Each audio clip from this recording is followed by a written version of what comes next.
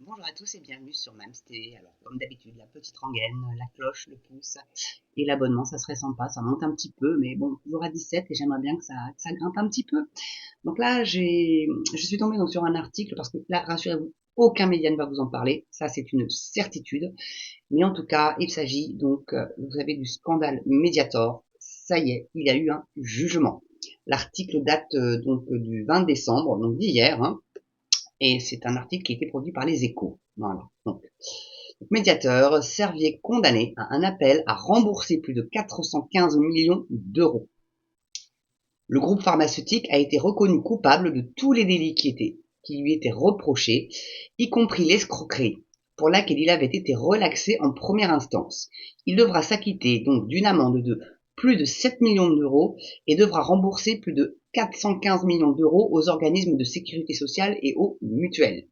Alors les victimes, je sais pas, là par contre, apparemment elles ne sont pas,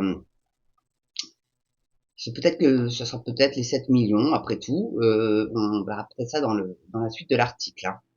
Donc, et donc c'est un article produit par Valérie de Senneville. Donc, occultation volontaire, souci constant de dissimuler, ambiguïté, réticence à la clarté, déni et politique systématique de dissimulation.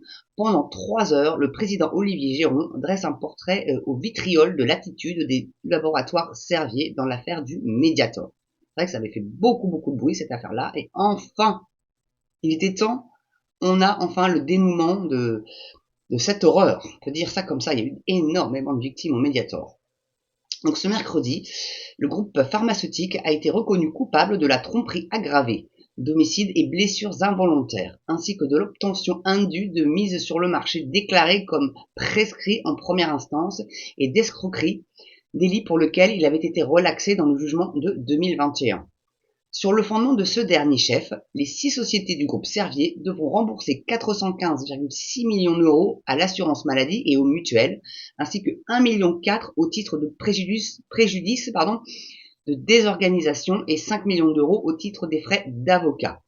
De plus, les 6 sociétés composant le groupe Servier ont été condamnées au total à des peines d'amende de 9 173 000 euros. Voilà.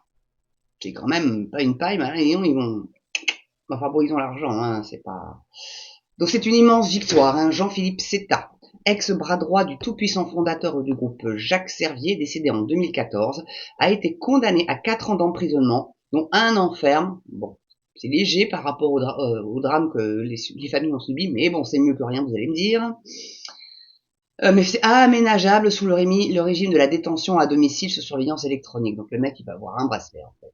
Bon. Il va pouvoir vivre tranquille, le garçon. Donc c'est une immense victoire pour les victimes que je représente et que je défends depuis la première plainte de novembre 2010. Et c'est quand même 13 ans, hein, a commenté Charles-Joseph Houdin, un des avocats des plus de 7000 parties civiles. C'est énorme, et à mon avis, il y en a d'autres qui n'ont pas osé se porter partie civile, hein. Donc, les avocats du groupe ont annoncé leur intention de se pourvoir en cassation, car il y a une discordance entre l'analyse des juges de la première instance et celle de la cour d'appel, ce qui nécessite l'arbitrage de la cour de cassation, analyse François de Castro, l'un des avocats. En attendant la décision étant exécutoire, le laboratoire va devoir s'acquitter de la demande de remboursement auprès des organismes sociaux. Il va y avoir une prise de contact, reconnaît François de Castro. Donc des faits d'une particulière gravité. Oui, tu m'étonnes. Donc plus de 1000 pages d'arrêt, quand même, c'est énorme, à la démonstration juridique chirurgicale décrivent des faits d'une particulière gravité, devant la durée et l'ampleur de la fraude, autour d'un médicament ayant entraîné pour des victimes une longue descente aux enfers et un impact financier sur le financement de la sécurité sociale. C'est l'argent des cotisations qui a été détourné par le groupe Servier. Eh ouais, ils ont osé. Ils ont osé.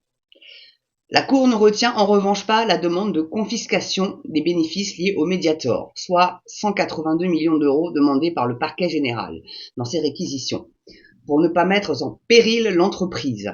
De même, il ne retient pas la publication dans la presse de la condamnation, la couverture médiatique ayant été largement suffisante, comme une façon de condamner l'ancien Servier dans sa recherche d'une rente lucrative, qui a privilégié son intérêt financier sur l'intérêt des patients, tout en préservant l'avenir du groupe.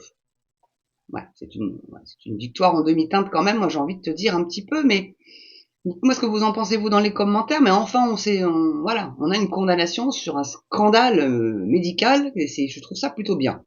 Donc le Mediator, hein, pour ceux qui l'auraient oublié, donc a été commercialisé comme antidiabétique depuis 1976. Le Mediator Benfluorex était indiqué dans le traitement des diabétiques en surpoids, mais a été largement prescrit comme un coupe-faim. Il a causé de graves lésions cardiovasculaires chez des milliers de patients et est tenu pour responsable de centaines de décès. Les doutes sur son utilité médicale et les soupçons sur la nocivité étaient connus depuis la fin des années 1990. C'est dingue qu'ils aient... Enfin, mais il n'a été retiré du marché qu'en 2009 en France. Voilà. Donc je voulais vous communiquer ça. Je trouve que c'est plutôt une information assez importante. Et que, bon, bah, ma foi, vous avez le droit de savoir ce qu'il en est du jugement. Donc maintenant, voilà, vous vous endormirez un petit peu moins idiot ce soir grâce à moi. Voilà. Non. Bah écoutez, j'espère que cette petite vidéo vous aura plu. C'est encore une courte, hein, mais après je trouve ça mieux d'en faire des un peu plus courtes. Les plus grosses seront en première. Je pense que j'ai fonctionné comme ça. Et je vais essayer, si ma co me le permet, parce que c'est assez aléatoire, de faire des horaires si le midi, 15h et pourquoi pas 18h.